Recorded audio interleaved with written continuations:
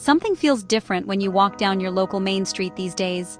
The familiar glow of restaurant signs might seem a little dimmer, and you might notice more for lease signs than ever before. We are in the middle of a tough time for Canada's restaurants. The start of 2026 has brought a wave of closures that is hitting communities from coast to coast. After a very difficult 2025, when we said goodbye to around 7,000 eateries, experts predict that another 4,000 could shut their doors for good this year. This isn't just about numbers, it's about the heart of our neighborhoods. These places are where we go for first dates, celebrate birthdays, and catch up with old friends over a comforting meal. Why is this happening now? And why is it such a big deal? Think of it as a delayed reaction to years of pressure. The challenges have been building up for a long time, and for many small business owners, there is simply nothing left in the tank. They have used their personal savings and taken on debt just to keep the lights on, but the hurdles keep getting higher. The loss of a restaurant is more than just the loss of a place to eat. It means jobs are gone, local suppliers lose a customer, and a community loses a vital gathering space. Each closure leaves a hole in the fabric of our towns and cities, a quiet space where laughter and conversation used to be.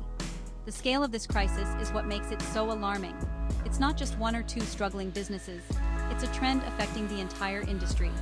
Dalhousie University's Agri-Food Analytics Lab has been tracking these changes, and their findings paint a sober picture of an industry contracting under immense strain.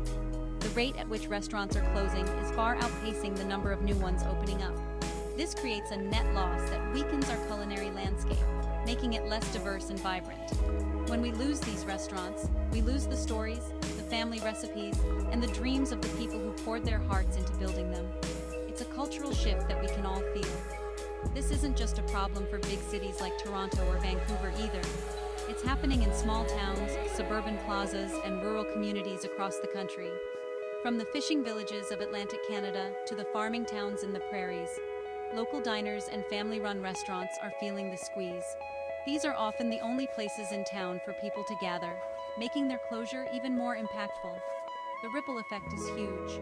When a restaurant closes, it affects everyone from the farmer who grew the potatoes to the teenager who had their first job washing dishes. It's a chain reaction that touches many lives, reminding us just how connected our local economies truly are. So what is causing all of this? It's not one single thing, but a perfect storm of challenges all hitting at once. First, let's talk about the grocery bill. Restaurant owners are facing the same sticker shock we all are at the supermarket, but on a massive scale. The cost of essential ingredients like meat, fresh vegetables, cooking oil, and even flour has skyrocketed. Some operators report that their food costs have jumped by 20 to 30% compared to last year. When the price of chicken wings or beef for burgers goes up that much, a restaurant has to either raise their menu prices and risk scaring customers away, or absorb the cost and watch their already thin profits disappear. Next, there's the cost of labor. Finding and keeping good staff has become incredibly difficult and expensive. Minimum wages have risen across the country, which is important for workers but adds a significant expense for employers. On top of that, there's a persistent shortage of staff, meaning restaurants have to compete for cooks, servers, and dishwashers, often by offering higher pay.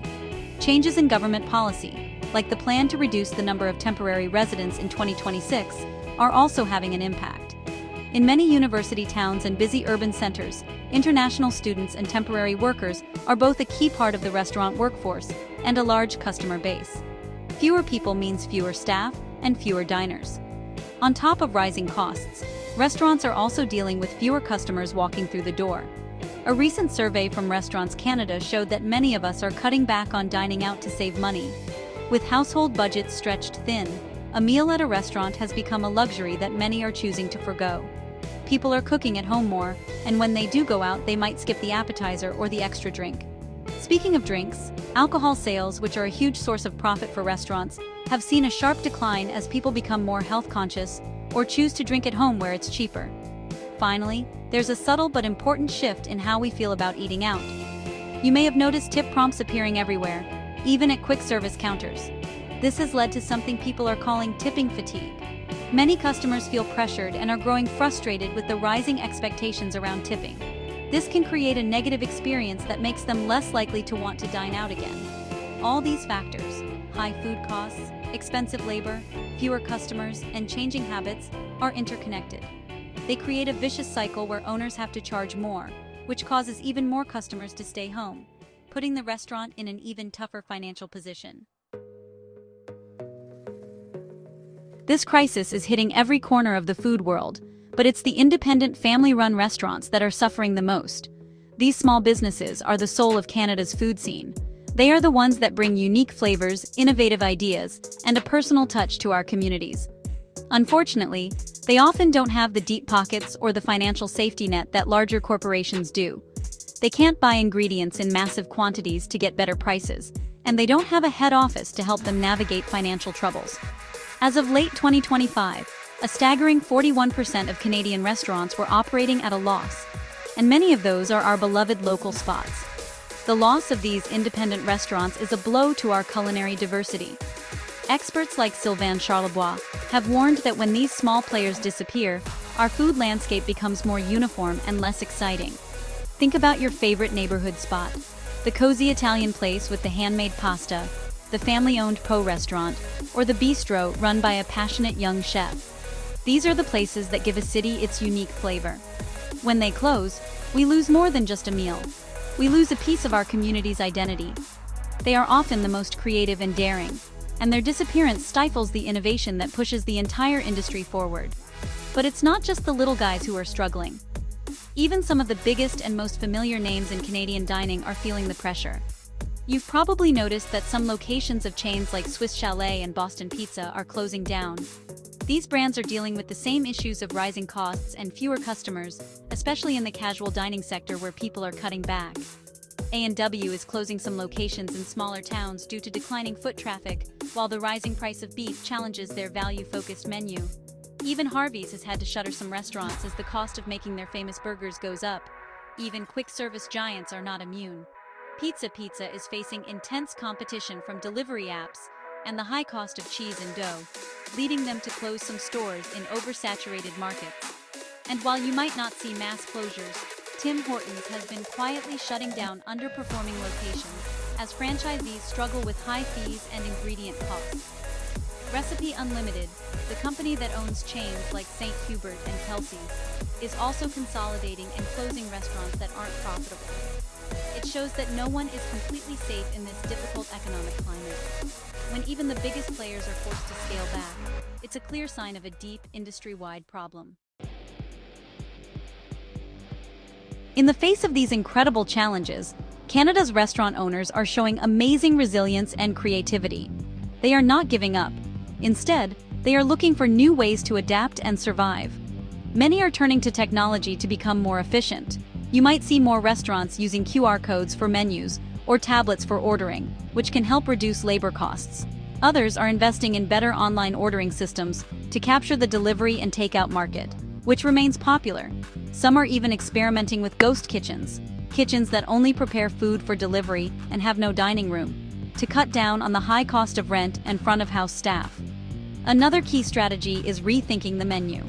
With food costs so high, chefs are getting creative with more affordable ingredients and designing value-driven menus. This might mean offering special lunch deals, creating smaller tasting menus, or focusing on dishes that use seasonal, locally sourced produce, which can sometimes be cheaper. Some restaurants are also diversifying how they make money. They might start selling their signature sauces or frozen meals in retail stores, offer catering services, or host cooking classes. It's all about finding new revenue streams to support the core business of the dining room and keep the doors open for their loyal customers. The closure of so many restaurants has a profound effect on our culture and communities. These places are more than just businesses. They are community hubs. They are where we celebrate our biggest milestones and find comfort on ordinary days. They employ our neighbors and support local farms. When they disappear, our streets become quieter and our social lives a little poorer. The loss of these gathering spots changes the character of a neighborhood, making it feel less vibrant and connected. We lose the diversity of flavors and the passionate entrepreneurs who make our food scene so special, leaving a void that is difficult to fill. Despite the difficult road ahead, there is reason for hope. This crisis is forcing the industry to innovate and evolve. The restaurants that survive will likely be leaner, more efficient, and more creative than ever before. They will be more in tune with what customers want. good value, authentic experiences, and a strong connection to their community. As diners, we can also play a part by supporting our local favorites whenever we can. The Canadian restaurant scene is at a crossroads, but it is filled with passionate, hard-working people. With creativity and support, the industry can weather this storm and emerge stronger, ready to write the next delicious chapter in Canada's culinary story.